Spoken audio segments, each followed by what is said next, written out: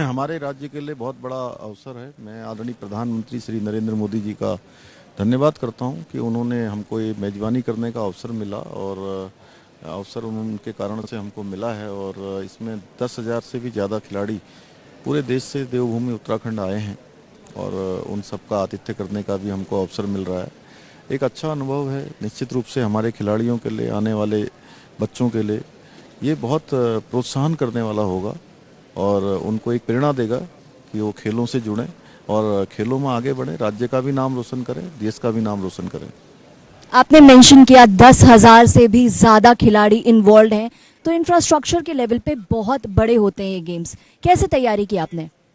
हमारी सब तैयारियां बहुत पहले से ही चल रही थी और जब से अक्टूबर 2023 में आदरणीय प्रधानमंत्री जी ने इसकी घोषणा की थी कि 38वें नेशनल गेम्स जो है देवभूमि उत्तराखंड में होंगे, तो हमने तभी से तैयारी शुरू कर दी थी। 11 स्थानों पर राज्य के अंदर 11 जगह ऐसी हैं जहां पर ये नेशनल गेम्स आयोजित हो रहे हैं।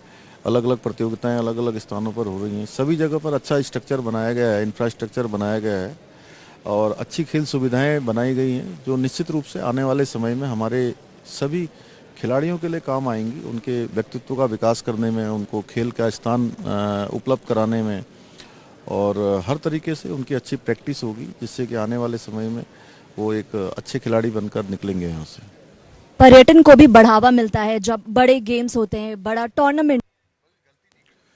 बिल्कुल, अभी पूरे देश के अंदर एक सकारात्मक संदेश यहाँ से जा रहा है और आज मैं खिलाड़ियों से भी मिला था।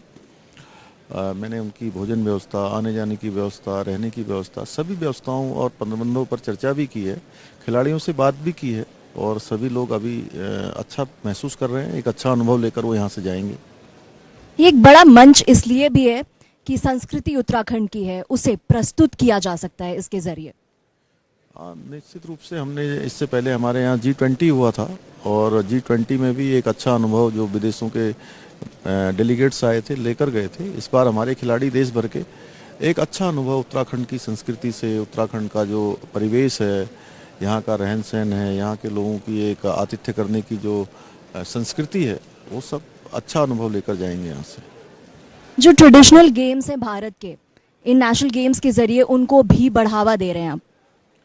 बिल्कुल, जैसे मलखम्ब जैसे हमारे गेम हैं वो भी आयोजित हो रहे हैं इसमें और हम लोगों ने विशेष रूप से प्रयास किया था क्योंकि हमारे ट्रेडिशनल गेम्स बहुत ही लोगों को भाते हैं और हमारे खिलाड़ी भी बड़े दक्ष होते हैं। तो हमारी जो पुरानी जो खेल की जो परंपरा रही है वो भी आगे बढ़नी चाहिए। इन्हें ग्रीन गेम्स के तौर पर देखा जा रहा है, तो कैसे आप देखते हैं इसे? देखिए, ग्रीन गेम्स इस बार के 38 नेशनल गेम्स की थीम्स रही है और ये थीम जो है इसमें अधिकतर हमारी जो सोलर एनर्जी है उसका उपयोग करना और जो हमारे ई वेस्ट हैं उनसे मेडल इत्यादि जो भी सामान हैं वो बनाए गए हैं और इसमें कम से कम जो है जो हमारी ऊर्जा है उसका कम से कम खपत हो और सौर ऊर्जा का अधिक से अधिक इसमें उपयोग हो, ये हमने पहले दिन से सुनिश्चित किया है। उसी के आधार पर इसको आगे बढ़ा रहे हैं और इसका संदेश यह भी है कि ग्रीन गेम्स चूँकि पूरा एक संदेश देने वाला पर्यावरण संरक्षण का भी संदेश है। आप खुद आके खेलों का लुत्फ उठा रहे हैं, आप भी अभी भी इस बैडमिंटन मैच को आपने पूरी तरह से फॉलो किया। उत्तराखंड के खिलाड़ियों के प्रदर्शन पर क्या कहना चाहते हैं आप? नहीं, उत्तराखंड में बहुत हमारे यहाँ खेल प्रतिभाएं हैं और उनके अंदर बहुत क्षमताएं भी हैं और ये जो नेशनल गेम्स हो रहे हैं इसके बाद निश्चित रूप से हमारे खिलाड़ी आगे बढ़ेंगे। हमारे हर तरह से शारीरिक रूप से दक्ष होते हैं, हर प्रकार की हमारे पास यहाँ सुविधाएं भी अब हो गई हैं, तो उत्तराखंड के खिलाड़ियों में अपार संभावनाएं हैं जो आगे चलकर प्रदेश और देश का नाम रोशन करेंगे। और यहाँ से आगे खिलाड़ियों को और प्रोत्साहन मिले, जो ये मोमेंटम सेट हुआ है उसे आगे कैसे लेकर जाना चाहेंगे आप? नहीं, अब ये मोमेंटम हमारा बना रहेगा और इसके लिए मैंने कहा कि खेल स्तर पर जो अवस्थापना संरचनाएं हैं, स्ट्रक्चर है, वो बन चुके हैं और इसको हम कंटिन्यू प्रोसेस में रखेंगे। अब आगे भी कंटिन्यूअस प्रोसेस में ये खेल हमारे चलते रहें और जो हमारे खेल स्थान तैयार हुए हैं वो स्थान पूरी तरह से लगातार उनका उपयोग होता रहे।